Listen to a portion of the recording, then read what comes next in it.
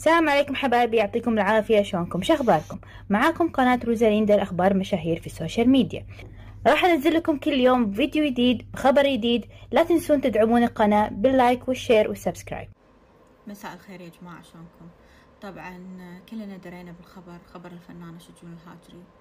أنا واحدة من الناس وايد ضايق خلقي، وايد ضايق خلقي، وايد حزنت وغضبت في نفس الوقت. ليش غضبت؟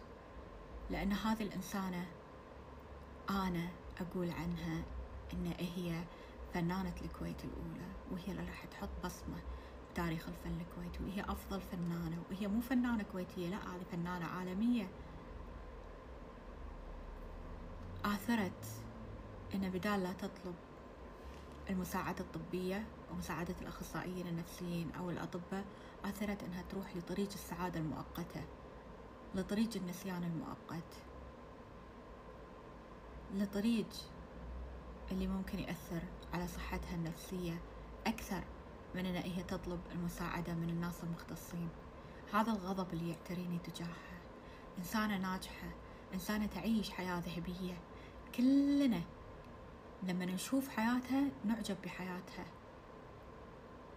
هذه الفنانة اللي الكل يحبها، اللي الكل يحبها، صغار وكبار.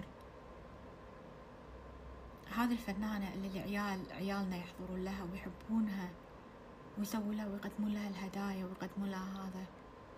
ليش تخرب حياتها؟ ليش تخرب حياتها؟ هي إنسانة مبتلية، إنسانة عندها اضطرابات نفسية، أو إنسانة تعاني نفسيا، أو هذا. باب المستشفيات مفتوح، وغير باب المستشفيات مو بس بالكويت. إذا كانت ما عندها مثلا، إذا كانت ما عندها ثقة في الطب النفسي بالكويت أو بالخليج ككل، تقدر تطلبه من برا الكويت. وأنا شفت لها لقاء تقول أنا طلبت مساعدة ناس مختصين برا الكويت. ليش كذي تسوين؟ والله فيني غضب وايد كبير، فيني غضب وايد كبير، لأن أشوفها آيدل. ولكن الحين شنو اللي علينا؟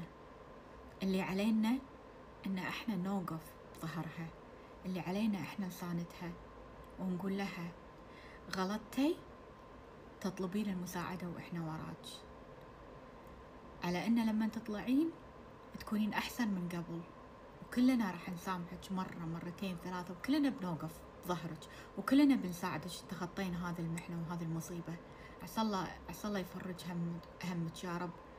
وللحين تذكروا القضاء ما قال كلمته، القضاء ما قال كلمته. ولكن حتى لو القضاء قال كلمته، وعدوني كلكم انكم توقفون معاها، توقفون بظهرها وتساعدونها وتساندونها تتخطى. هذه بنتنا، هذه ياما فرحتنا، ياما عشنا معاها برامج طفولة ومسابقات، وبعدين مسلسلات ومسرحيات. جدا يؤلمني لما أشوف إنسانة كذي، إنسانة ناجحة، وأشوفها بهذا المنظر، أشوفها بهذا المنظر البشع.